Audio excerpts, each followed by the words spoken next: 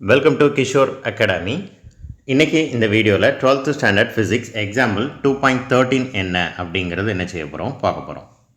If the resistance of the coil is 3 ohm வந்து print ஆகலை at 20 degree Celsius and the alpha temperature coefficient alpha is equal to 0.004 per degree, then determine its resistance at 100 degree Celsius. So 20 degree செல்சியஸில் அதோட resistance எவ்வளோ இருக்குது அப்படின்னா 3 ஓம். அப்படின்னா 100 degree செல்சியஸில் அதோட ரெசிஸ்டன்ஸ் என்னவாக இருக்கும், ஆல்ஃபாவோட வேல்யூவும் என்ன அப்படின்னு என்ன செஞ்சுருக்கிறாங்க கொடுத்துருக்குறாங்க. ஆல்ஃபாவோட வேல்யூன்னா என்ன அர்த்தம், ஒவ்வொரு டிகிரிக்கும் இந்த வேல்யூ இன்க்ரீஸ் ஆகிட்டே போகும். ஓகே, இப்போ இதை கண்டுபிடிக்க ஒரு ஃபார்முலா இருக்குது. So what is the formula, இதுதான் ஃபார்முலா எழுதுனா ஒரு மார்க் கிடைக்கும். இதுலேயும் ஆல்ஃபா பிரிண்ட் ஆகலை, இந்த இடத்துல ஆல்ஃபா வரும். டி மைனஸ் டி நாட்டுக்கு முன்னாடி ஆல்ஃபா வரும். R of T is equal to R naught ப்ராக்கெட்டுக்குள்ளே 1 plus alpha T minus T naught. T minus T நாட்டும் ஒரு ப்ராக்கெட்டுக்குள்ளே இருக்கணும், இங்கே ஒரு பெரிய ப்ராக்கெட்டும் இருக்கணும். ஸோ இங்கே ஃபார்முலா எப்படி இருக்கோ அதை அப்படியே எழுதணும். 1 minute.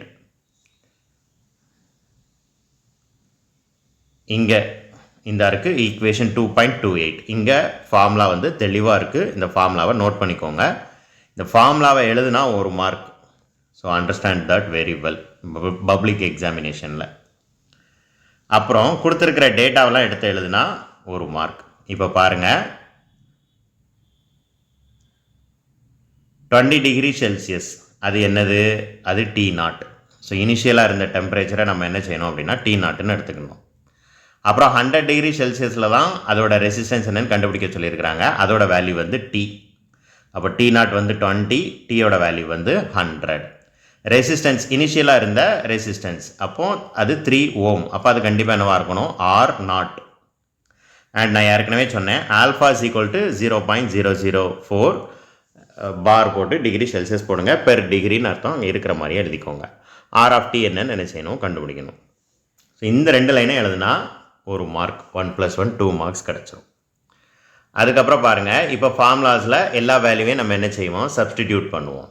ஆர் நாட்டோட வேல்யூ என்னன்னு தெரியும் 3, 1 வந்து ஃபார்முலாலே இருக்குது. இந்த இடத்துல ஆல்ஃபா வரும்னு சொன்னேன், ஆல்ஃபாவுக்கு பதிலாக 0.004. அப்புறம் T minus T naught. T minus T நாட்னா 100 minus 20. So which is equal to எவ்வளவு, 80. அதை சப்ஸ்டியூட் பண்ணிட்டாங்க. இப்போ அடுத்த ஸ்டெப் என்ன செய்யணும் அப்படின்னா 80யையும் 0.004யும் மல்டிப்ளை பண்ணிட்டு தான் 1 கூட ஆட் பண்ணணும். ஸோ இந்த ரெண்டையும் மல்டிப்ளை பண்ணால் என்ன கிடைக்கும், 80யையும் 4யும் மல்டிப்ளை பண்ணுங்கள், 0.32 கிடைக்கும்.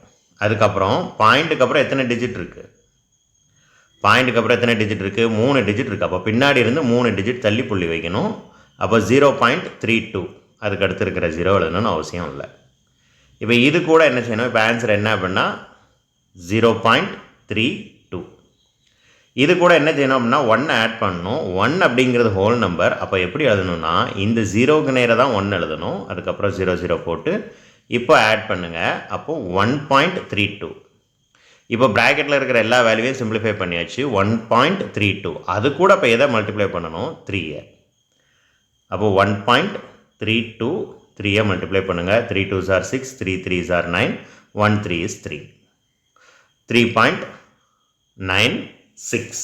So that is the answer. That's all. எக்ஸாமினேஷனில் கேட்குறதுக்கு அதிகமாக வாய்ப்பு இருக்கக்கூடிய ஒரு sum. So this is the answer. Thank you.